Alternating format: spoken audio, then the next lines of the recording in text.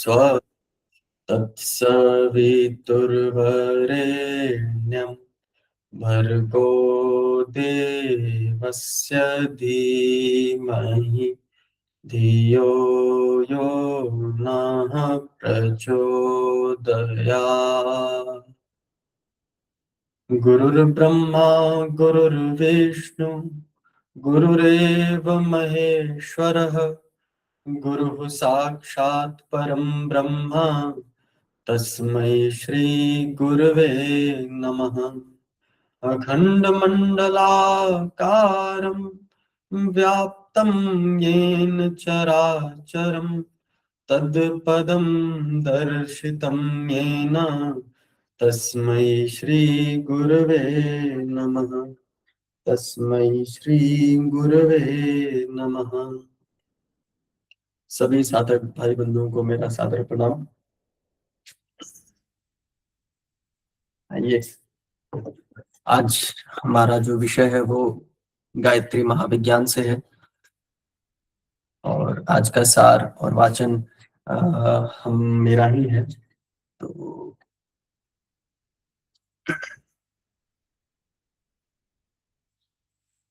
विषय है जीवन का कायाकल्प, गायत्री महाविज्ञान, पृष्ठ संख्या 35। गायत्री मंत्र से आत्मिक कायाकल्प हो जाता है। इस महामंत्र की उपासना आरंभ करते ही साधक को ऐसा प्रतीत होता है कि मेरे आंतरिक क्षेत्र में एक नई हलचल एवं रद्दो बदल आरंभ हो गई। सतोगुणी तत्वों की अभिवृद्धि होने तथा दुर्गुण, कुविचार, दुस्वभाव एवं दुर्भाव घटने आरंभ हो जाते हैं। भैया एक बार कंफर्म कर देंगे ना, आवाज स्पष्ट है आदित्य भैया? बिल्कुल क्लियर है आवाज। आवाज सही है भैया, धन्यवाद।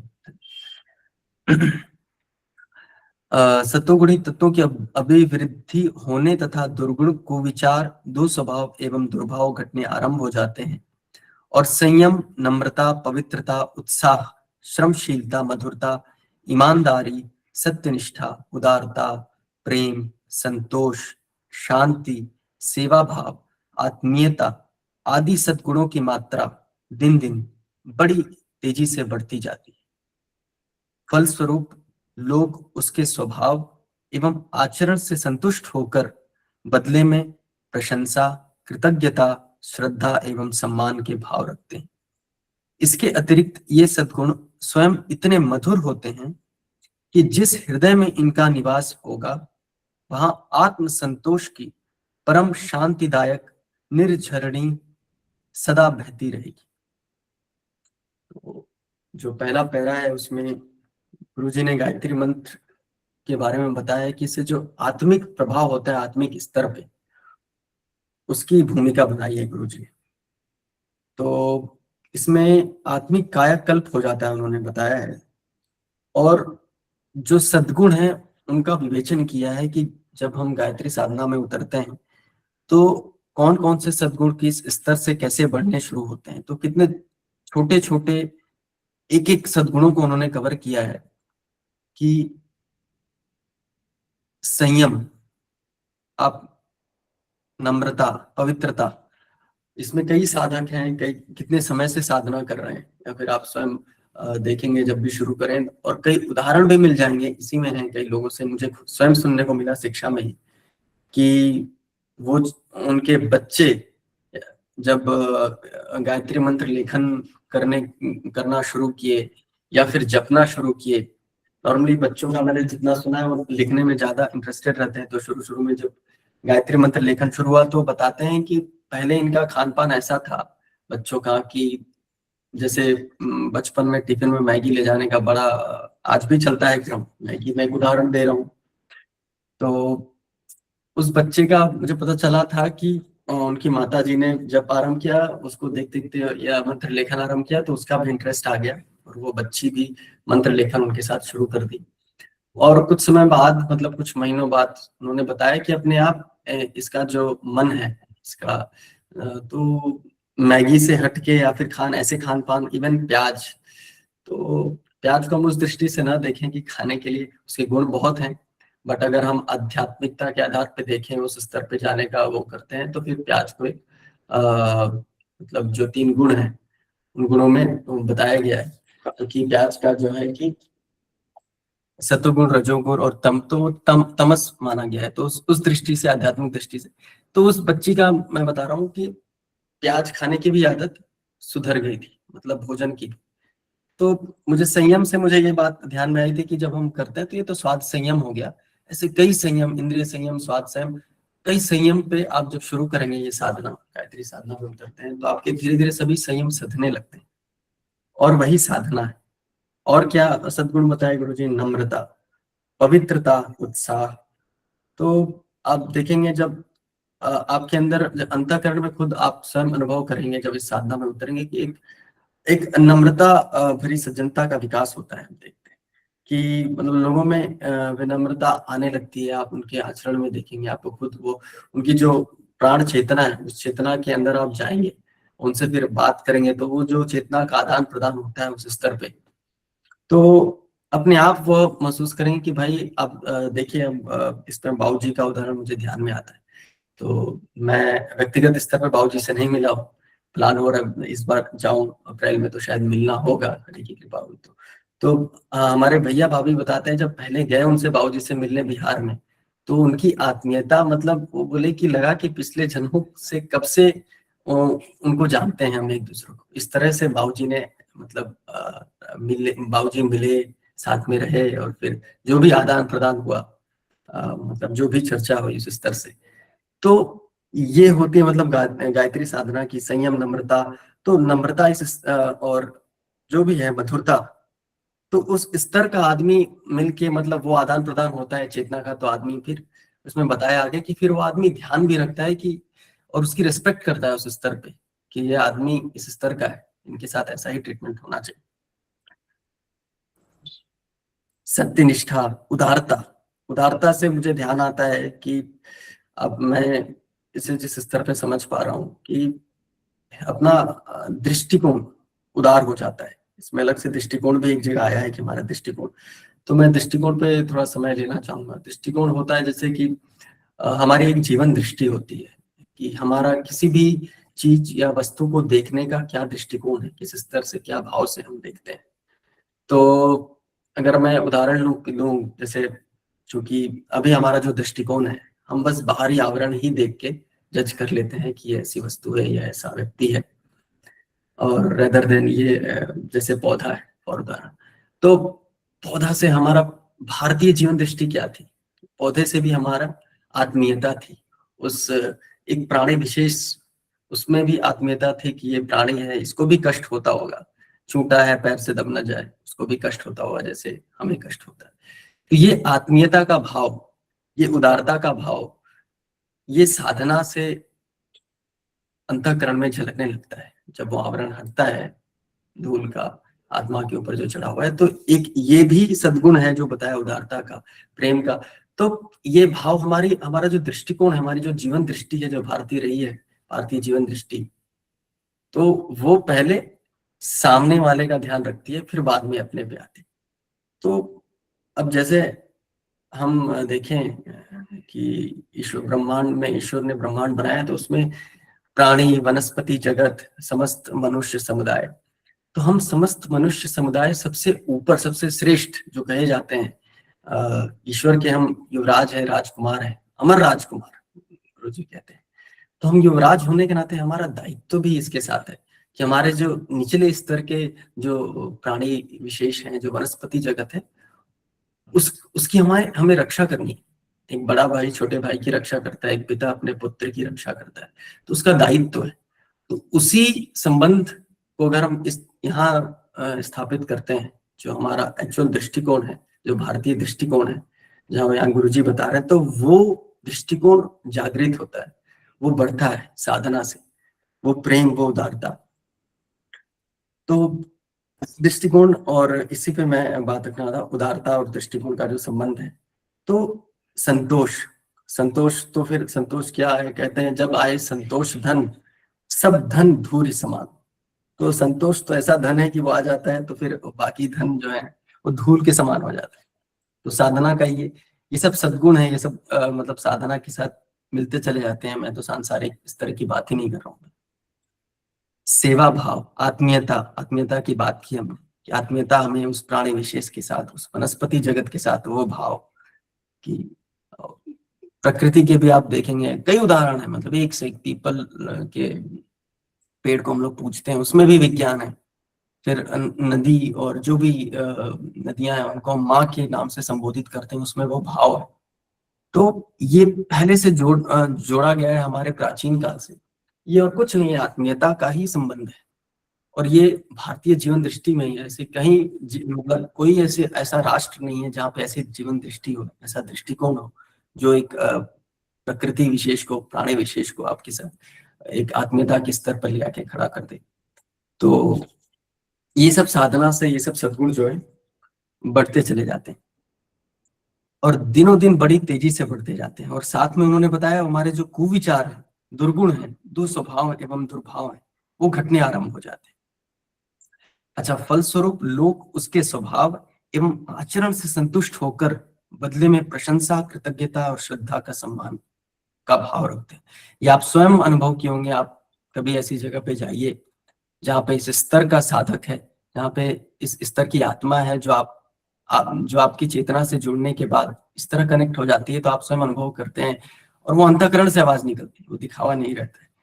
तो आप उसे महसूस कर सकते हैं। आप कभी बाबूजी के यहाँ जाइए, बहुत मुझे इसमें हम सब में जो 57 लोग अभी जुड़े हैं, कई लोगों ने वो अनुभव किया होगा बाबूजी के यहाँ बिहार में जाके, जो 9 दिन का सत्र बाबूजी का चलता है।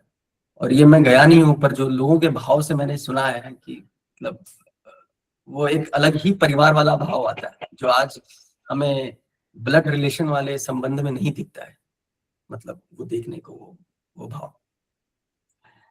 तो इस तरह से आप लोगों से लोग भी जो मिलेंगे आसपास के, वो भी आपकी प्राण चेतना से जुड़कर वो भाव, श्रद्धा और कृतज्ञता का भाव रखते हैं। इसके अतिरिक्त ये सद्गुण स्वयं इतने मधुर होते हैं कि जिस हृदय में इनका निवास होगा वहां आत्म संतोष की परम शांतिदायक निर्झरिणी सदा बहती रहेगी। तो मतलब अब इस व्यक्ति विशेष की बात हो रही है, जिस साधक में ये सद्गुण स्वयं रहते हैं, वो इतने मधुर होते हैं कि जिस जिस हृदय में इनका निवास होगा वहां आत्म संतोष की परम शांतिदायक जो झरना है, जो निर्झरणी है, वो सदा बहती रहेगी। दूसरे पैराग्राफ में आते हैं, गायत्री साधना से साधक के मन क्षेत्र में असाधारण परिवर्तन हो जाता है। विवेक, तत्व ज्ञान और रितंबरा बुद्धि की अभिवृद्धि हो जाने के कारण अनेक अज्ञान जन्य दुखों का निवारण हो जाता है। प्रारब्धवश अनिवार्य कर्म फल के कारण कष्ट साध्य परिस्थितियां हर एक के जीवन में आती रहती। हानि, शोक, वियोग, आपत्ति, रोग, आक्रमण, विरोध, आघात आदि की विभिन्न परिस्थितियों में जहां साधारण मनोभूमि के लोग मृत्यु तुल्य कष्ट पाते हैं, वहां आत्मबल संपन्न गायत्री साधक अपने विवेक, ज्ञान, वैराग्य, साहस, आशा, धैर्य, संतोष, संयम, ईश्वर विश्वास के आधार पर इन कठिनाइयों को हंसते हंसते आसानी से काट लेता है। बुरी अथवा साधारण परिस्थितियों में भी अपने आनंद का मार्ग ढूंढ निकालता है और मस्ती एवं प्रसन्नता का जीवन बिताता है। कितनी बढ़िया बात गुरुजी ने यहाँ लिखी है कि अभी ऊपर आत्मिक कायाकल्प की बात हुई, फिर सद्गुणों की बात हुई, अब मन क्षेत्र की बात कर रहे हैं कि गायत्री साधना से साधक के मन क्षेत्र में असाधारण परिवर्तन हो जाता है। अब वो मन क्षेत्र में क्या बता रहे हैं, विवेक, तत्व ज्ञान और रितंबरा बुद्धि की अभिवृद्धि हो जाने के कारण हमारे हर सभी के जीवन में कुछ ना कुछ कष्ट, दुख आते रहते हैं। बहुत प्रश्न उठते हैं, मेरे मन में भी उठते थे, सभी के मन में उठते हैं। ऐसा लगता है कि सिर्फ हमारे ही साथ ऐसा हो रहा है और क्यों हो रहा है, सब कुछ अच्छा कर रहे हैं, भाव भी शुद्ध है, ये सब लेके तो कई प्रश्न उठते हैं। समय के साथ जो कहते हैं time is the best teacher, समय के साथ जीवन के जो रहस्य हैं वो खुलते जाते हैं और उत्तर मिलते जाते हैं। और यहाँ पे गुरुजी ने जो बताया है कि कर्म फल के कारण कष्ट साध्य परिस्थितियां हर एक के जीवन में आती रहती हैं। हमारे जो पिछले संस्कार रहे हैं, पिछली जो योनियां रही, जो जीवन रहे हैं, कितने हजारों साल का जीवन है जो हम जीते हुए आए हैं, उसके बाद मनुष्य जीवन मिला है। तो इस योनि में जो भी हमारे पिछले कर्म हैं, जो संस्कार चित्त में इकट्ठा हुए, उनके आधार पे जब संजोग बनता है तो वो कर्म फल के रूप में सामने आते हैं। और ऐसी ऐसी कष्ट साध्य परिस्थितियां आती हैं कि क्या कहा। उसमें उन्होंने उदाहरण दिया है हानि, शोक, योग, आपत्ति, योग। कई बार मैं स्वयं की स्थिति बता रहा हूँ कि कभी कोई प्रिय परिजन, जब आदमी शरीर त्याग देता है, कोई ना चाहते हुए, किसी परिवार में कोई प्रिय परिजन, तो और जब आदमी देखता था कि भाई उनके जो आसपास के जो भी प्रियजन हैं, उनके परिवारजन हैं, कुछ लोग इतने पीड़ा के प्रवाह में इतने उद्विग्न हो जाते थे, या फिर हो जाते हैं, आप देखेंगे कि मतलब अलग ही मतलब इतनी पीड़ा का प्रभाव इतना अधिक होता है कि छाती पीट पीट के चिल्लाना।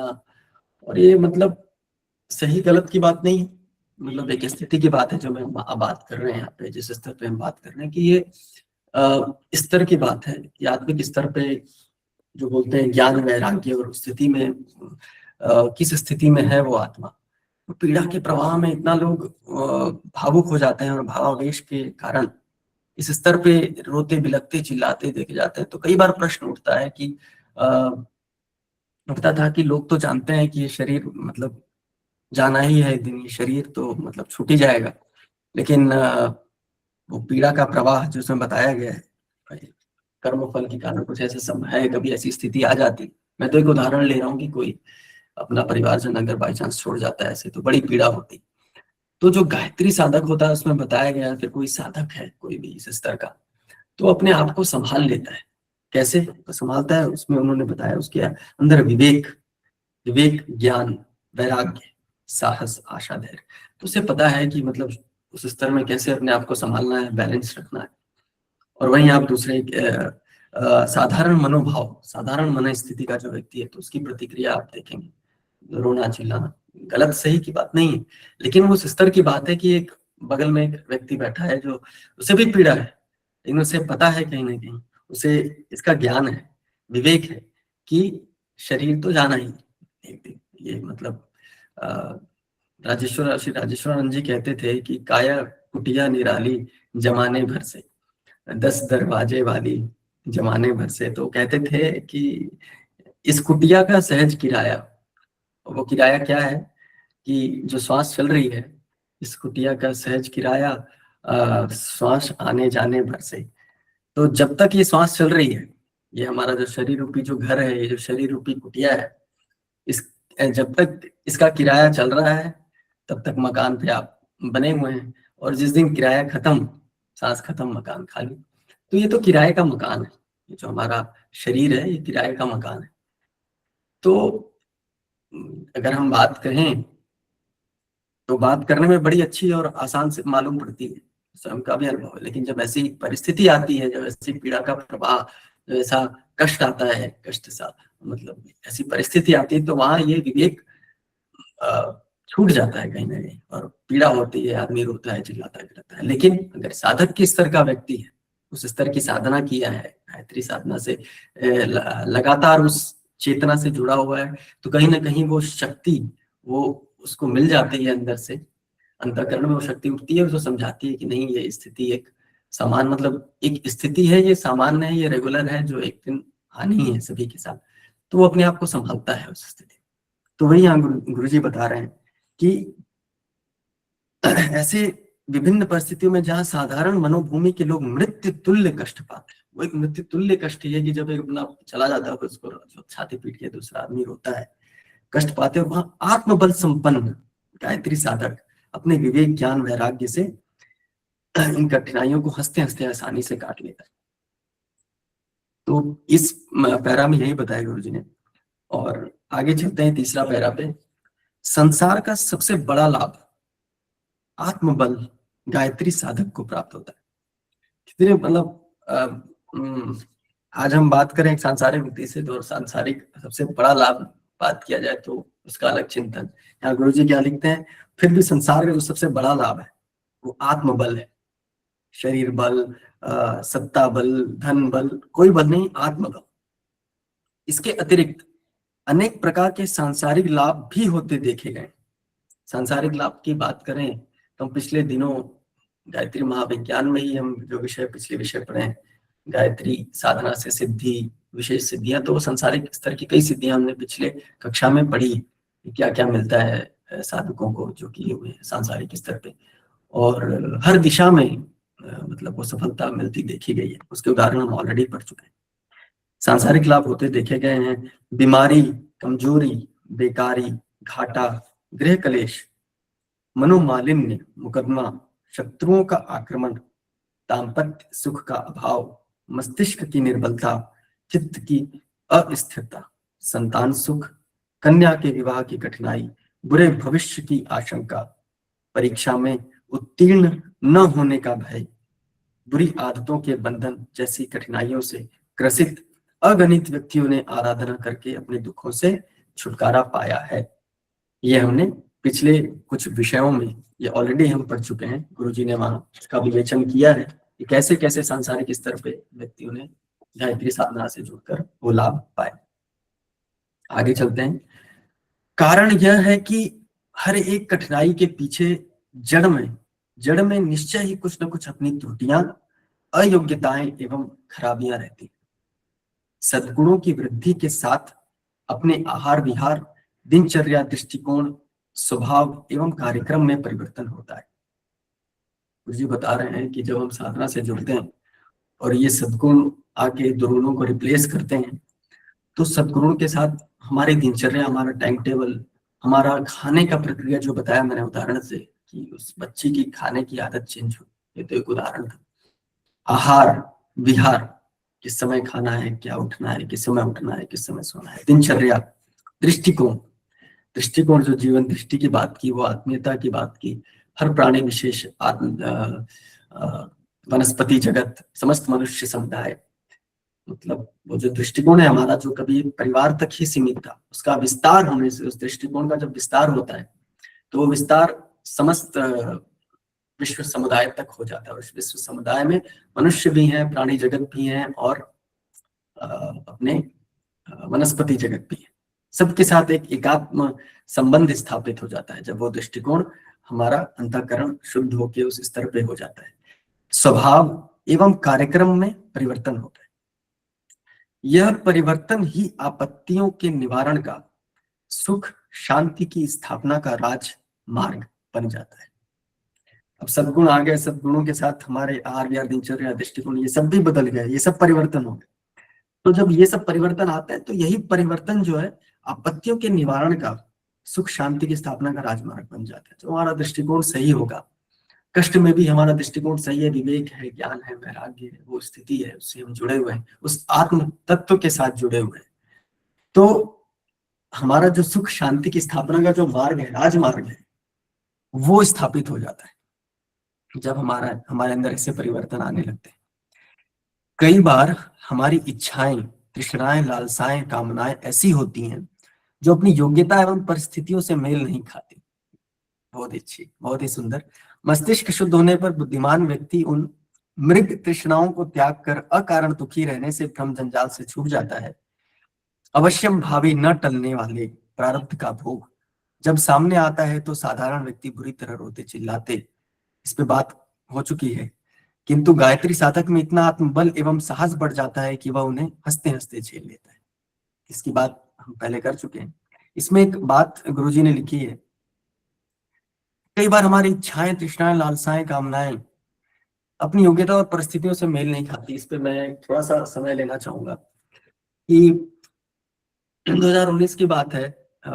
मैं मतलब सेलिंग करता था, मर्चेंट नेवी में था पहले, जब से मैं काम कर रहा हूँ। तो उस समय एक होता है कि भाई आदमी का सपना रहता है कि, तो सांसारिक स्तर पे बहुत सपने थे कि ऐसा घर, ऐसी गाड़ी, यहाँ इस जगह पे घर। तो उसी समय संजोगवश आप लोगों, सभी लोग इससे अवगत होंगे कि एक एमवे करके नेटवर्क मार्केटिंग कंपनी, तो उसमें से एक बहुत अच्छे लोग थे, करीबी लोग थे यार, अभी भी हैं वो, तो सामने आए, बताए। तो उनसे जुड़ने के बाद बहुत अच्छी मतलब ऊर्जा उनसे मिलके, हमेशा एनर्जेटिक रहना, पॉजिटिव बातें करना, अच्छी चीज थी, बहुत अच्छी थी। वहां से भी मुझे बहुत अच्छी चीज मिली। तो उनसे जुड़ा तो उनसे पता चला कि भाई आप ऐसे ऐसे कमा के, दूसरों की मदद करके, दूसरों को अच्छा सामान दे के, फिर ऐसे ऐसे करके मल्टीप्लाई करके, नेटवर्किंग करके आपको पैसा खूब मिल सकता है और आगे आप अपने सपनों को पूरा कर सकते हैं। बहुत अच्छा लगा। तो ठीक है भाई, जुड़ गए। फिर जब एक ऐसे ही हुआ कि भाई सपने क्या हैं, सपने मेरे क्या हैं, कैसे पता चले मेरे सपने क्या हैं, तो भाई साहब जिनसे इस माध्यम से जुड़ा था वो बताया कि भाई आप इमेजिन कीजिए कि आपके पास इतने करोड़ रुपए हैं और आप उस पैसे का क्या करेंगे। हमारा भी वही दृष्टिकोण था अभी कि भाई ठीक है, पैसा ही कमाने के लिए तो आदमी वो कर रहा है, प्रयास कर रहा है, जी रहा है, मेहनत कर रहा है। तो ठीक है भाई, हम इमेजिन कर लिया हमारे पास इतने अरब करोड़ रुपए, जो भी उस समय फिगर वो बताए उनके माध्यम से। और फिर मैं लिख डाले अपने। वो बोले थे कि मतलब आप लिखिए जो आपके सपने, ये सब चीजें बहुत ठीक है, जो आपको चाहिए वो आप अगर लिख दीजिए और सामने रखें, तो वो एक लॉ ऑफ अट्रैक्शन, वो बड़ी अच्छी चीज है लॉ ऑफ अट्रैक्शन, तो उसके माध्यम से आपको मिल जाता है। वो मैंने लिख दी चीजें इस पर। और उस समय एक आदत भी हरि की कृपा से मैं कहूंगा कि बड़ी थी, कि मतलब एक श्लोक बचपन से सुनता आया था पापा से, पिताजी से अपने, निर्वाष्टकम करके है, निर्वाष्टकम अपने आदि गुरु शंकराचार्य जी ने लिखा है। न मे द्वेष रागो न मे लोभ मोह मदो नैव मे नैव मात्सर्य भाव। तो उसमें जो चीज निकल के आती थी कि भाई न मेरी कोई चाहत है, न मेरा मुझे ये चाहिए न वो चाहिए, मैं तो बस चिदानंद रूप हूँ और शिवो हम शिवो, मैं कल्याणकारी। तो दोनों मतलब कॉन्ट्राडिक्टरी होता था कि भाई इधर हम सपने लिखे हुए हैं और फिर मैं ये सुन रहा हूँ, ध्यान कर रहा हूँ, तो ये चीजें चल रही है। तो फिर प्रश्न उठता था कि भाई ये क्या, कुछ तो गड़बड़ है। तो मेरा मैं फिर ऐसा कुछ प्रश्न होता तो अपने बड़े भाई को पकड़ता था। तो मेरे बड़े भाई को सुन लिया तो फिर उनसे प्रश्न करता कि भैया इसमें क्या है, ये तो कुछ कॉन्ट्राडिक्टरी है। हाँ, भैया भी उस समय एमवे से उन्हीं के माध्यम से, मतलब वो भी जुड़े हुए थे, तो वो भी उनसे जब ये प्रश्न किया तो वही बोले ये प्रश्न, बात तो सही है। उत्तर उनके पास भी नहीं था, लेकिन बोले बात तो सही है कि भाई हमारी जो बेंच मार्क एक खाया जाए कि एक व्यक्ति का बेंच मार्क क्या है, वो तो वो आदिगुरु शंकराचार्य जी ने उस निर्माणाष्टकम में लिखा है, निर्माणाष्टकम, मनोबुद्धि अहंकार चित्तारी नाम। तो वो बेंच मार्क है, वो एक ऐसा पीक है जहाँ पे आदमी पहुंच गया तो फिर वही साधना से सिद्धि जो बोलते हैं, वो आत्म तत्व, आत्म सेल्फ रियलाइजेशन, तो वो हो जाती है, वो स्थिति है।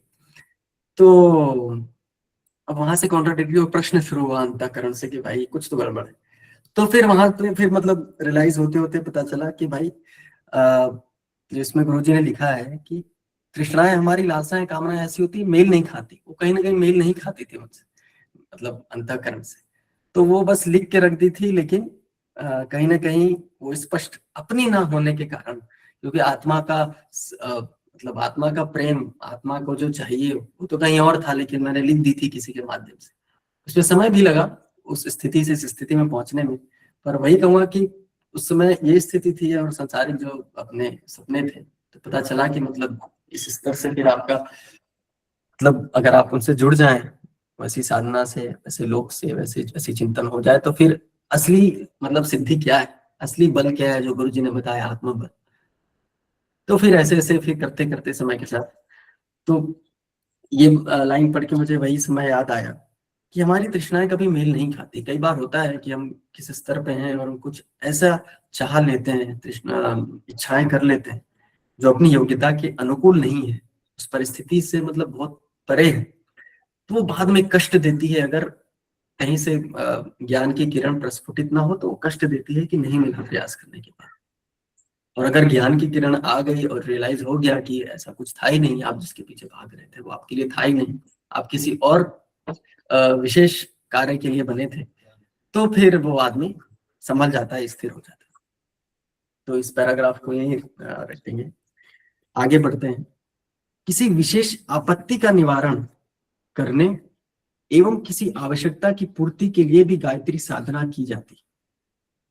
बहुधा इसका परिणाम बड़ा ही आश्चर्यजनक होता है। देखा गया है कि जहां चारों ओर निराशा, असफलता, आशंका और भय का अंधकार ही छाया हुआ था, वहां वेद माता की कृपा से एक दैवी प्रकाश उत्पन्न हुआ और निराशा आशा में परिणत हो गई। बड़े कष्ट साध्य कार्य तिनके की तरह सुगम हो गया। ऐसे अनेकों अवसर अपनी आंखों के सामने देखने के कारण हमारा यह अटूट विश्वास हो गया कि कभी किसी की गायत्री साधना निष्फल नहीं जाती। इसके उदाहरण गुरुजी ने पहले जो गायत्री साधना से जो सिद्धियां बताई हैं, इसी के 2-3 पृष्ठ पहले जो विषय थे उसमें ये सब चीज गुरुजी ने कवर किया है कि जो हमारी मतलब आश्चर्यजनक जो परिणाम मिला है गायत्री साधना से, वो उसका उदाहरण उधर प्रत्यक्ष गुरुजी ने दिया है। तो इसमें मैं ज्यादा समय नहीं लूंगा, आगे बढ़ते हैं। इसमें बात की गुरुजी ने गायत्री साधना से, मतलब कई बार होता है, आगे बताएंगे कि भाई जब आदमी मेहनत करता है, सब कुछ करता है, अगर जैसे आगे उदाहरण मिलेगा पढ़ते हैं तो उस पर चर्चा करेंगे। गायत्री साधना आत्म बढ़ाने का अचूक आध्यात्मिक व्यायाम है। आध्यात्मिक व्यायाम है। किसी को कुश्ती में पछाड़ने एवं दंगल में जीत कर, या उधर बैठिए कक्षा कर, एक जगह बैठिए। किसी को कुश्ती में पछाड़ने एवं दंगल में जीतकर इनाम पाने के लिए कितने ही लोग पहलवानी और व्यायाम का अभ्यास करते हैं। यदि कदाचित कोई अभ्यासी किसी कुश्ती को हार जाए तो भी ऐसा नहीं समझना चाहिए कि उसका प्रयत्न निष्फल चला गया। इसी बहाने उसका शरीर तो मजबूत हुआ, वह जीवन भर अनेक प्रकार से अनेक अवसरों पर बड़े बड़े लाभ उपस्थित करता रहेगा। निरोगिता, सौंदर्य, दीर्घ जीवन, कठोर परिश्रम करने की क्षमता, दाम्पत्य सुख, सुसंतति, अधिक कमाना, शत्रुओं से निर्भयता आदि कितने ही लाभ ऐसे हैं जो कुश्ती पछाड़ने से कम महत्वपूर्ण नहीं है। साधना से यदि कोई विशेष प्रयोजन प्रारब्धवश पूरा भी न हो तो भी इतना तो निश्चित है कि किसी न किसी प्रकार साधना की अपेक्षा कई गुना लाभ अवश्य मिलकर रहे। गुरुजी ने बड़ा अच्छा उदाहरण दिया है कि कभी साधना करने से वो निष्फल नहीं जाती। हो सकता है किसी कामना के लिए हम साधना कर रहे हैं, उदाहरण के लिए कई बार हम किसी कोई भी अगर हमारा कुछ लक्ष्य है वो करना है, पूरा करना है, कई बार हम जप कराते हैं।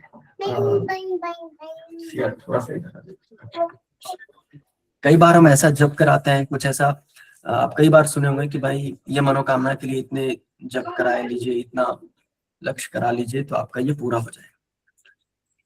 तो आप जब वो करते हैं और बाई चांस वो पूरा नहीं होता है तो गुरुजी समझा रहे हैं कि फिर भी साधना निष्फल नहीं गई है। तो एक कुश्ती होती है या फिर कोई भी खेल ले लीजिए, उसका लोग मतलब पूरी टीम प्रैक्टिस कर रही है, स्वयं आप कितना प्रयास करते हैं, खूब मेहनत करते हैं, और by chance for example final में पहुंच के आप हार गए तो उसका कोई दुष्प्रभाव नहीं होता। उससे उल्टे क्या मतलब सद परिणाम होता है उसका कि आप हार तो गए, प्रत्यक्ष देखने में तो बस ये है कि भाई आप हार गए, लेकिन जो ज्ञानी होगा, जो अंदर के तत्व को भी समझता है, वो समझ जाएगा भाई इससे शरीर सुडौल बना, मजबूत बना, सबल बना, आप निरोगी बने, आपको और काम करने के लिए अपना जो उत्साह है वो उत्साह और वर्धन हुआ, उत्साह वर्धन हुआ। तो समझाने का प्रयास यही कर रहे हैं गुरु जी की साधना कभी आप किसी प्रयोजन के लिए कर रहे हैं, वो प्रयोजन पूर्ण न हो तो मन छोटा ना किया जाए कि भाई साधना पूरी नहीं होगी, मतलब प्रयोजन सफल नहीं होगा। कई बार आपको ऐसी सिद्धियां पीछे ही पीछे मिल जाएंगी कि आपको आभास ही नहीं होगा और वो सिद्धियां आपके पीछे लगी हुई, जुड़ी हुई, वो ऊर्जा, वो चेतना, वो प्राण शक्ति, वो हमेशा आपके आसपास, वो उस गायत्री साधक जो साधक है उस स्तर का, उसके साथ रहेंगी, आप वो जहां जहां जाएंगे वो आप महसूस कर सके। तो इसे इतने छोटे प्रयोजन, मतलब जो प्रत्यक्ष प्रयोजन है, कुछ वैसा दृष्टिगत जो बोलते हैं, तो उस इंद्रियगत प्रयोजन तक ना रखा जाए उसको। कई बार ऐसे प्रयोजन होते हैं जो दिखते नहीं है पर पीछे वो ऐसा चलते रहते हैं, एक समय बाद सामने भी देखने को मिलते हैं। तो वो धैर्य रखा जाए साधना में। तो वो बताएं कि साधना से कोई विशेष प्रयोजन पूरा भी ना हुआ हो अगर प्रारब्धवश, तो उससे दुखी नहीं होना है। निश्चित क्या है कि किसी न किसी प्रकार साधना की अपेक्षा कई गुना लाभ अवश्य मिलकर रहेगा। तो इसमें भी बड़ा अच्छा उदाहरण है। आप अमन भैया से अनुरोध है वो एक बार उनके बारे में जरूर चर्चा करेंगे। भैया से ही मैं सुना हूँ पर वो उदाहरण मेरे मन से निकल रहा है दिमाग से, कि एक लोग रहते हैं और वो मतलब 12 साल तपस्या करते हैं, गायत्री साधना करते हैं, और 12 साल तक जब सफल नहीं होती है तो बड़े दुखी होते हैं, और दुखी होके फिर कि भाई प्रत्यक्ष सफलता जल्दी मिले, वो गायत्री साधना छोड़ के फिर, तो इस पे भैया माधव निदान का जिक्र है ये। जी जी जी, माधव का। तो इसे चर्चा में भैया अनुरोध है कि इस कहानी को एक बार स्पष्ट किया जाएगा, रखा जाएगा। मुझे ध्यान नहीं है अच्छे से, तो मैं उस पर समय नहीं लूंगा। आगे बढ़ते हैं। आत्मा स्वयं अनेक रिद्धि सिद्धियों का केंद्र है। जो शक्तियां परमात्मा में है वे ही उसके अमर युवराज आत्मा में है। समस्त रिद्धि सिद्धियों का केंद्र आत्मा में है, किंतु जिस प्रकार राख से ढका ढका हुआ अंगार मंद हो जाता है, वैसे ही आंतरिक मलिनताओं के कारण आत्म तेज कुंठित हो जाता है। गायत्री साधना से मलिनता का पर्दा हटता है, और राख हटा देने से जैसे अंगार अपने प्रज्वलित स्वरूप में दिखाई पड़ने लगता है, वैसे ही साधक की आत्मा भी अपने रिद्धि सिद्धि समन्वित ब्रह्म तेज के साथ प्रकट होती है। योगियों को जो लाभ दीर्घ काल तक कष्ट साध्य तपस्याएं करने से प्राप्त होता है, वही लाभ गायत्री साधकों को स्वल्प प्रयास में प्राप्त हो जाता है। तो बड़ा अच्छा उदाहरण गुरुजी ने जो दिया है, जो आवरण हमारे ऊपर चढ़ा हुआ है, वो कितनी आसानी से, कितनी सुलभता से गायत्री साधना करते हुए हट जाता है। उदाहरण दिया है गुरुजी ने, जब आग हम जलाते हैं और वो बुझ जाती है, तो राख हटा के जब फूकते हैं तो फिर से वापस वो अग्नि जल जाती है। तो उसी का उदाहरण दिया है, जब गायत्री साधना हम करते हैं तो जो आंतरिक मलिनता है, जो आंतरिक जो दुर्बलता है, जो आत्मा पे वो जो आवरण चढ़ा हुआ है दुर्बलताओं का, कुसंस्कारों का, काम क्रोध मोह लोभ का, ये सब जो अंधकार है, सब मलिनता धीरे धीरे छटते जाती है साधना के साथ, तो जलती जाती है उस प्रचंड अग्नि में। तो वही इस उदाहरण के साथ समझाया गुरु जी ने, जो पहले प्राचीन काल में कितनी कष्ट साध्य तपस्या करने से प्राप्त होता था, वो इस समय गायत्री साधना से कितनी आसानी से साधकों को थोड़े प्रयास में ही प्राप्त होता है। गायत्री उपासना का प्रभाव इस समय भी समय समय पर दिखाई पड़ता है। इन 150 वर्षों में ही सैकड़ों व्यक्ति इसके फलस्वरूप आश्चर्यजनक सफलताएं पा चुके हैं, जिनका उदाहरण हमने पिछले गत पन्नों में, गत विषयों में पढ़ा है, और अपने जीवन को इतना उच्च और सार्वजनिक दृष्टि से कल्याणकारी तथा परोपकारी बना चुके हैं कि उनसे अन्य सहस्त्रों लोगों को प्रेरणा प्राप्त हुई। इसके साक्षात दाज्वल्य उदाहरण हमारे बाबूजी हैं, जिनकी मैं चर्चा कर रहा था, आप सभी लोग उनसे अवगत हैं कि भाई इतना उच्च और सार्वजनिक दृष्टि से कल्याणकारी तथा परोपकारी बना चुके हैं, आपको एकदम दिखते हैं जो बाबूजी हैं, उनसे अन्य सहस्त्रों लोगों, अभी तक जितने लोग प्रेरणा पा रहे हैं, उस साधना में आगे बढ़ते जा रहे हैं, उनका एकदम साक्षात वो उदाहरण है बाबूजी। गायत्री साधना में आत्म उत्कर्ष का गुण इतना अधिक पाया जाता है कि उससे सिवाय कल्याण और जीवन सुधार के और कोई अनिष्ट हो ही नहीं सकता, कोई अनिष्ट नहीं हो सकता। इतनी मतलब इजी साधना है, और इतना आत्म उत्कर्ष का गुण इसमें भरा हुआ है इस साधना से, कि इसके अलावा कुछ मिलता ही नहीं है इस साधना से। कल्याण और जीवन सुधार, कोई अनिष्ट नहीं हो सकता, कोई भय नहीं, बस वो श्रद्धा रहे, वो भाव रहे, तो हम जो सांसारिक स्तर पे जो भय रहता है, इधर टच हो जाएगा, ये काउंटिंग हो जाएगी, अगर हमारा श्रद्धा और भाव उस स्तर का जुड़ा हुआ है उनसे, गायत्री माता से जो भी आपके इष्ट देव हैं, तो वो सब मतलब एक और हो जाता है, और वो कल्याण और जीवन सुधार के सिवा उसमें और कुछ नहीं मिलता। लेकिन बस एक कंडीशन है कि वो भाव, वो श्रद्धा प्योर होनी चाहिए, वो मतलब उसमें इम्प्योरिटी नहीं होनी चाहिए, वो प्रेम वश होना चाहिए, उसमें कुछ ऐसा ना हो कि ये मिल जाए तो इसके कारण जुड़े, तो वो तो भय हो गया, एक व्यापार हो गया। प्राचीन काल में महर्षियों ने बड़ी बड़ी तपस्या और योग साधनाएं करके अणिमा महिमा आदि रिद्धि सिद्धियां प्राप्त की थी। उनकी चमत्कारी शक्तियों के वर्णन से इतिहास पुराण भरे पड़े हैं। वह तपस्या और योग साधना गायत्री के आधार पर ही की थी। प्राचीन काल के जो मंत्र दृष्टा रहे हैं, जो ऋषि रहे हैं, इस स्तर के आत्माओं की बात हो रही कि गायत्री साधना के आधार पर उन्होंने ये स्तर प्राप्त किया था।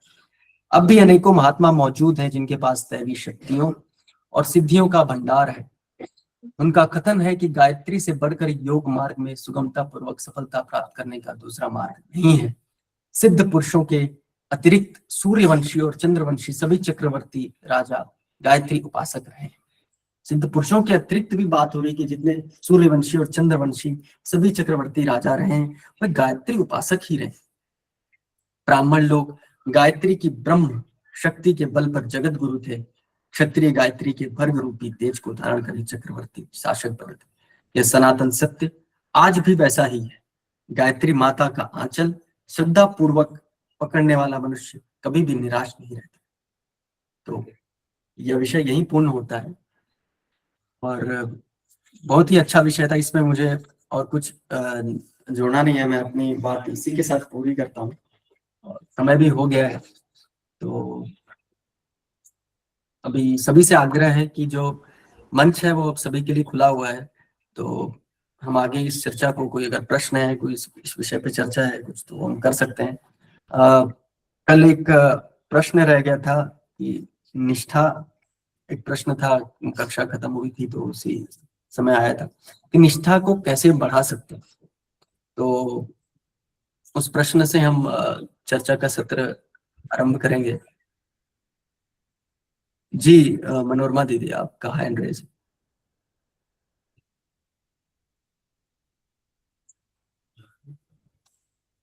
मनोरमा दीदी, आप अनम्यूट करके बात रख सकती हैं।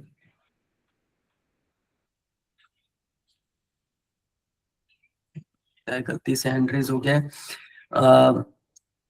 अमन भैया, आपसे आग्रह है, अगर आप स्थिति में हैं और ये प्रश्न जो है इसको अगर ले सकते हैं कि निष्ठा को कैसे बढ़ाया जाए, तो कल के छूटे हुए। पहले ये वाला प्रश्न ले लीजिए भैया, मेरा तो बस 1 मिनट का है। पहले आप वो प्रश्न ले लीजिए, अभी खुला है माइक। कौन सा प्रश्न दीदी? जो कल वाला प्रश्न आप कह रहे हैं अमन भैया से, जी निष्ठा वाला। जी, अच्छा दीदी, आपका ये प्रश्न था, मुझे ध्यान नहीं था। जी अमन भैया, आपसे आग्रह है। प्रणाम भैया। जी जी भैया प्रणाम। अभी मुझे लगता है दीदी नहीं है, वो हेमलता दीदी हैं क्या?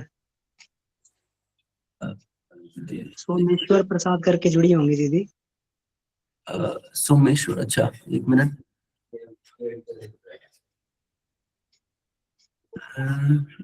हाँ जी, सोमेश्वर प्रसाद करके एक व्यक्ति जुड़े हैं। जी भैया। हाँ दीदी, अगर आप हेमलता दीदी, अगर आप सुन रही हो तो अपना प्रश्न दोबारा दोहरा दें एक बार। जी, प्रश्न मुझे लगता है यूं था कि निष्ठा की पहचान कैसे की जाए।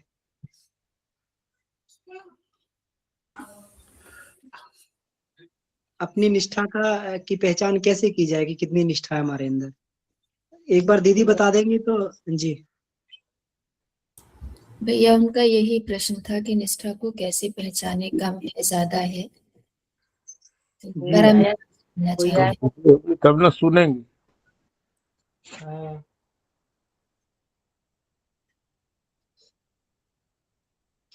जी जी, हमें देखिए, जो हमें इसमें ये लगता है कि जितनी जितनी हमारी गुरु कार्य के प्रति इच्छा शक्ति दृढ़ होती जाती है, राम काज कीने बिना मोहे कहाँ विश्राम, है ना।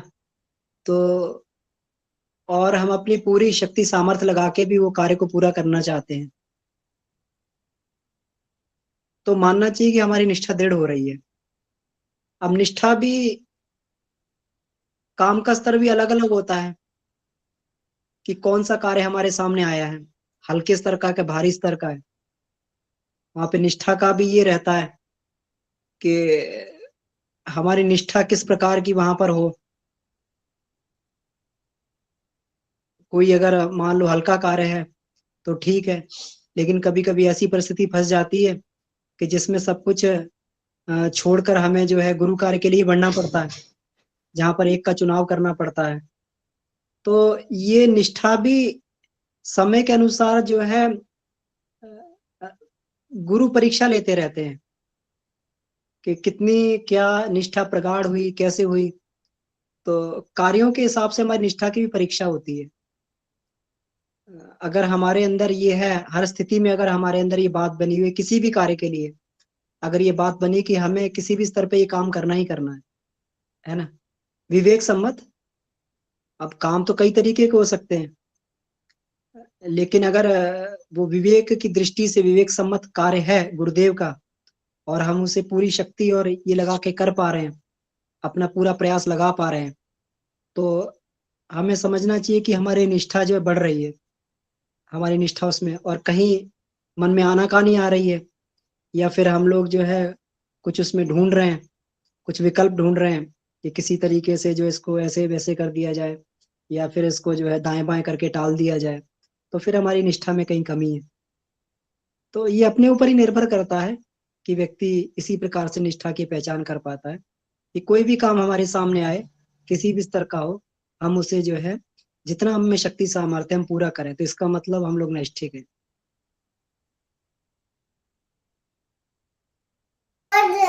जी सुमन भैया, बहुत सुंदर भैया। आशा है मुझे दीदी का हल हो गया होगा प्रश्न। बाकी आइए भी जी, बाकी लोग भी इसमें अपना अनुभव रख सकते हैं। देखिए सब लोग जो है अपना सबको अनुभव है, गुरु कार्य के प्रति श्रद्धा है सबकी, तो ये क्योंकि ये कर्म से ही जुड़ा हुआ विषय है निष्ठा जो है, तो जी। लेकिन भैया यहाँ पर अगर मैं अपनी ही परिस्थिति को लूं, बहुत सारी चीजें जो जुड़ी हुई हैं, एक ही तारीख में अगर 2-3 चीजें आती हैं और हर चीज प्रायोरिटी पर है, तब फिर क्या किया जाएगा?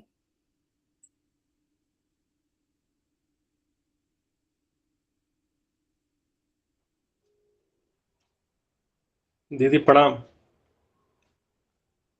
मन भैया मन भैया प्रणाम, सभी साधकों को प्रणाम। प्रणाम जी, भैया। चंदन भैया प्रणाम। यहाँ पर बहन जी 3 बात है। प्रेम, हम प्रेम किससे करें और कितना करें। तो यहाँ पर हम ऐसे सोच सकते हैं कि हमको समाज में रह के एक्टिंग करना है, तो पत्नी, परिवार, बच्चे लोग जितने भी आते हैं, प्रेम करना है, लेकिन आसक्त नहीं होना है। और दूसरा है कि गुरु के प्रति ही प्रेम है। हमारे हैं तो कोई गुरु और गायत्री माता, दूसरा कोई नहीं। यदि है तो बस एक्टिंग के रूप में है कि हाँ मिला है, खाना खिलाना है, परिवार के साथ रहना है, आगे बढ़ना है, ड्यूटी जाना है, लेकिन आसक्त नहीं होना है, उसमें फंसना नहीं है। बस जब नहीं फंसेंगे तो आपको पावर मिलेगा काम करने, बस काम करके रिटर्न आ जाना है। और गुरु के प्रति इतना श्रद्धा रखना है कि, और प्रार्थना करना प्रतिदिन, जब हम गायत्री मंत्र जप करते हैं उसी समय, हे गुरुदेव, हे गायत्री माता, हमें अपार प्यार दो, अपार। तो वो मांगने से वो देने लगते हैं। जब वो देने लगेंगे तो आप परिवार में कहीं भी फंसेंगे ना, तो वो निकाल देंगे। तो नौकरी करना है, घर बनाना है, कार खरीदना, कुछ भी करेंगे तो आपको आपका समस्या को सुलझा देंगे। तो एक ही से प्रेम करना है। आप ही हैं, आज भी हैं, 10,000 वर्ष के पहले भी थे और लाखों वर्ष पहले भी थे। पृथ्वी जब भी बना, ब्रह्मांड जब भी बना, बाबूजी बताते हैं कन कन में थे। योग वशिष्ठ ने बताया ना कि कितना साल हमारा जन्म। तो वो चीज को देख करके बस गुरु को प्यार करना है और गायत्री माता को, और सबके साथ एक्टिंग करना है। मतलब कि कितना बड़ा एक्टर बन सकते हैं कि वो स्थिति रखेंगे तो बस आनंद आएगा, मजा आएगा और घर परिवार चलते रहेगा और गुरु के प्रति निष्ठा आएगा।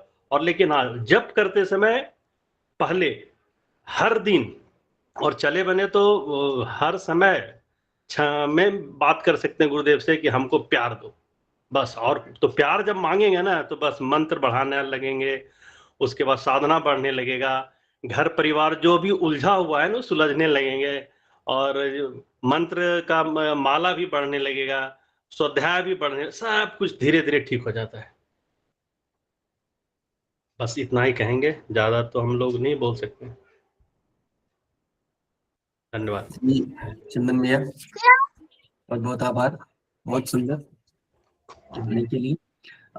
सुधीर जी, भाई साहब आपका हैंड रेज है।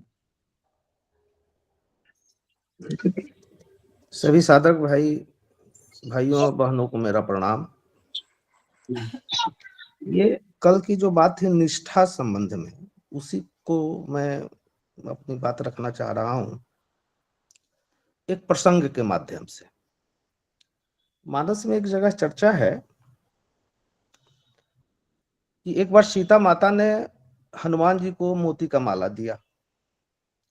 मोती का माला लिए हनुमान जी और उसको तोड़ तोड़ करके फेंकते चले गए। सीता माता ने पूछा कि हनुमान तुम इस मोतियों को क्यों तोड़ कर रखे, अमूल तुमको वस्तु मैंने तुम्हें उपहार में दिया है, तुम उसको फेंक रहे हो। हनुमान जी ने कहा कि माता इसमें तो कहीं मुझे राम नहीं दिखाई दे रहा, तो जब राम नहीं है तो इस मोतियों को लेकर मैं क्या करूंगा, इससे मेरा क्या वास्ता, जहां राम है वही मेरे लिए अनमोल उपहार है।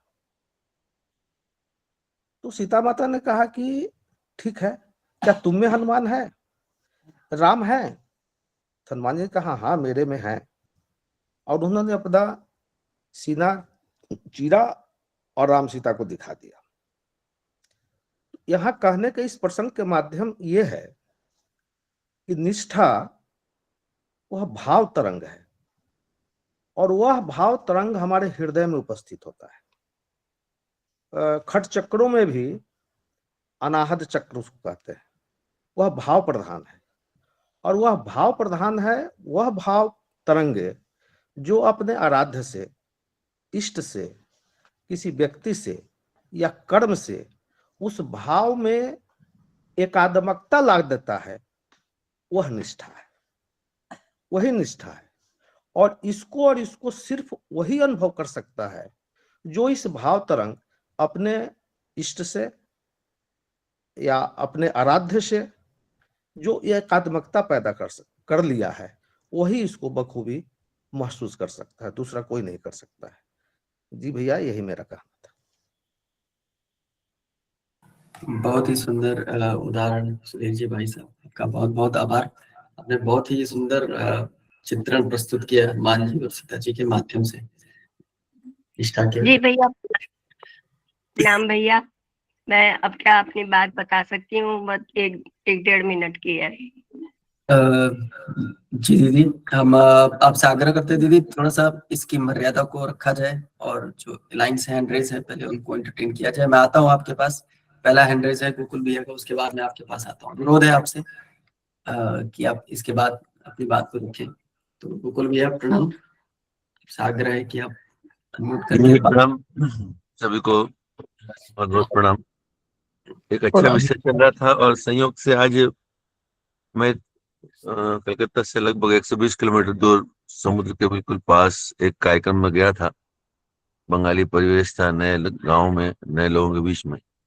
आते समय लगभग 4 घंटा का समय था, तो अकेले में चिंतन चल रहा था, और कुछ ऐसी ही बातें भी चल रही थी दिमाग में। 2 बातें उसमें थी जो मैं आप सबके सामने रखना चाहता हूँ। पहला तो ये कि एक तो है कर्तव्य और दूसरा उत्तरदायित्व।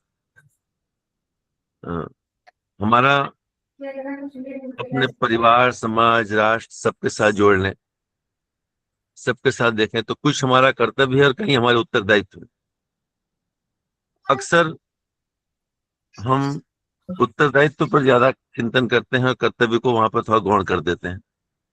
बहुत ब्रॉडर स्केल पे ले ले, कोई एक लड़का है, मान लीजिए कि उसके पास माँ एक तरफ है, पत्नी एक तरफ है, दोनों की बात उसको सही लगती है, लेकिन पत्नी और बच्चों के प्रति उसका उत्तरदायित्व है, माँ के प्रति कर्तव्य है।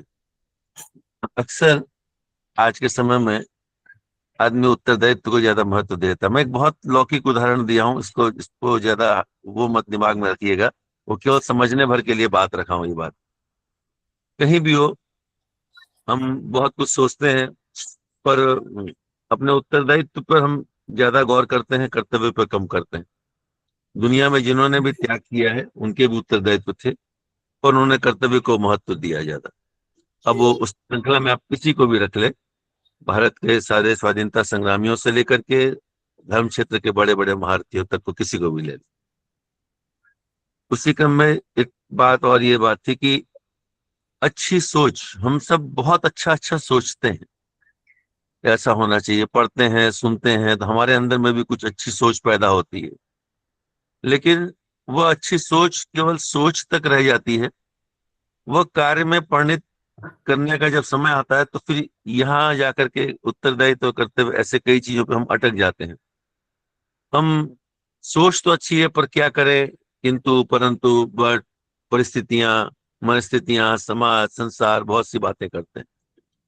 यही प्राण शक्ति की बात आती है कि हम उसके लिए उस सोच के प्रति कमिटेड कितना है, करना है तो करना है, हमारा जुनून कितना है, और उस सोच को कार्य में परिणत करने के लिए क्या हम उसका मूल्य चुकाने के लिए तैयार हैं। मूल्य चुकाना मतलब केवल पैसे का मूल्य नहीं, मूल्य चुकाने का मतलब अपने बाकी कामों को कहीं पे छोड़ करके उसके ऊपर लग सकते हैं क्या। ये जब इस पर जब अपने आप को परीक्षण करते हैं तो समझ में आ जाता है कि हमारी गलती कहाँ है, हम अच्छी सोच हमारी कार्य में क्यों नहीं परिणित हो पाई। जी भैया प्रणाम, समझ लेंगे आप, निष्ठा भी किसी तरह बढ़ती है। धन्यवाद। जी गोकुल भैया, बहुत बहुत आभार आपका। बहुत आपने सुनने की इच्छा भी थी भैया, बहुत समय भी हो गया था आपको सुने हुए, आग्रह करने वाला भी था भैया। आपसे एक प्रश्न है भैया, ये जो मैं जो समझा आपने जो बताया कि जो उत्तरदायित्व है वो एक तरह से संकुचित है, मतलब परिवार तक है, और उसका जब विस्तार हो जाता है तो वो कर्तव्य बन जाता है, परिवार से लेके पूरे विश्व समुदाय तक, ऐसा मतलब अगर छोटे उसमें समझे तो। जी भैया, ये उत्तरदायित्व तो सबके पास था, लेकिन उन्होंने कर्तव्य को ज्यादा महत्व दिया। जी अब जी तर्क हमारे पास अपने है, उत्तरदायित्व का भी अपना महत्व है, उसका भी अपना रोल है, लेकिन जो थोड़ा सा अलग चल पाते हैं हम उनकी जिंदगी में देखते हैं तो शायद यही परिवर्तन हो, जी इसलिए हम उसको बहुत उनकी गहरी निष्ठा कह देते हैं। समझ गए भैया, बहुत बहुत आभार गोकुल भैया, बहुत सुंदर। आइए क्रम को आगे बढ़ाते हुए आदरणीय मनोरमा दीदी, आपसे आग्रह है, आप अपनी बात अनम्यूट करके रख सकती हैं। जी प्रणाम सभी साधकों को, आप लोग बहुत वरिष्ठ हैं प्रणाम। और मैं तो अभी शुरुआत में हूँ, लेकिन मैंने ये हृदय से महसूस किया है कि ये गायत्री महाविज्ञान शायद गुरुदेव का पहला वाङ्मय हो या जो भी हो, एक एक शब्द इसका अक्षरशः सत्य है, और ये मेरे जीवन में दिन प्रतिदिन मैं इसको घटित होते हुए देखती हूँ। इससे सारे सद्गुण, उत्साह, प्रेम, सहिष्णुता, उदारता, ये सब बढ़ते हैं। और मेरी बड़ी बहन थी, उन्होंने भी गायत्री परवाह की उपासक थी और बहुत अच्छा सुंदर जीवन बीता उनका, बहुत संतोषमय स्थिति में उनका जीवन समाप्त हुआ। ऐसे ही वो भी थे।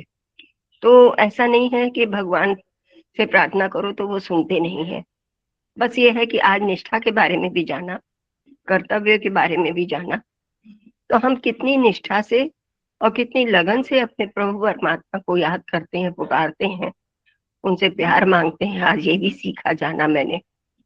और मिलता है, सब कुछ मिलता है। जय गुरुदेव, हमें जरूर करना चाहिए। जय गुरुदेव, सभी को प्रणाम। जी मनोरमा दीदी, आपको भी प्रणाम। आपने जो बात कही कि वरिष्ठ साधक, मैं उस पर कहना चाहूंगा, यह आपकी उदारता ही है, और आप इसमें कोई दो राय नहीं है कि आपने कहा कि गायत्री महाविज्ञान और जो उनके साधना से, गायत्री साधना से जो सद्गुण है उनको आपने हूबहू आत्मसात किया है। यदि वो आपकी वाणी में वो झलका, वो प्राणी आपकी वाणी से जो प्राण चेतना प्रवाहित हुई कि आप स्वयं वरिष्ठ साधक के स्तर पे रहने के बाद भी आपने वो उदारता के स्तर पे आके आपने हम सब और लोगों को आपने वरिष्ठ साधक का वो दिया, तो आपका बहुत बहुत आभार। भैया 1 मिनट शेष है, आपसे आग्रह है आप आधे मिनट में अपनी बात रख लें। प्रहलाद भैया जी। जी धन्यवाद, आप सबों को मेरा सादर प्रणाम। 1 ही मिनट समझ लेंगे। गोकुल जी भाई साहब को थोड़ा सा आगे बढ़ाते हुए एक उदाहरण गुरुदेव का और सरदार वल्लभ भाई पटेल का। गुरुदेव की माता जी स्वर्गवास हो गई थी और इसमें किसी कार्यक्रम में चल रहा था, शायद सब किसी को घटना मालूम है। उस समय उत्तरदायित्व कर्तव्य, और ठीक सरदार वल्लभ भाई पटेल की पत्नी गुजर गई थी और वो किसी केस की पैरवी कर रहे थे, वकील थे, तो किसी ने पर्ची दी, उस पर्ची को उन्होंने पढ़ा और कोर्ट के जेब में रख लिया, और बाद में पता चला पर्ची में लिखा था कि पत्नी आपकी गुजर गई है। तो इस समय उत्तरदायित्व और कर्तव्य का पालन किस तरह उन दोनों लोगों ने किया, गुरुदेव ने और वल्लभ भाई पटेल ने, ये हम लोगों के लिए अनुकरणीय है, लेकिन थोड़ा कठिन जरूर है।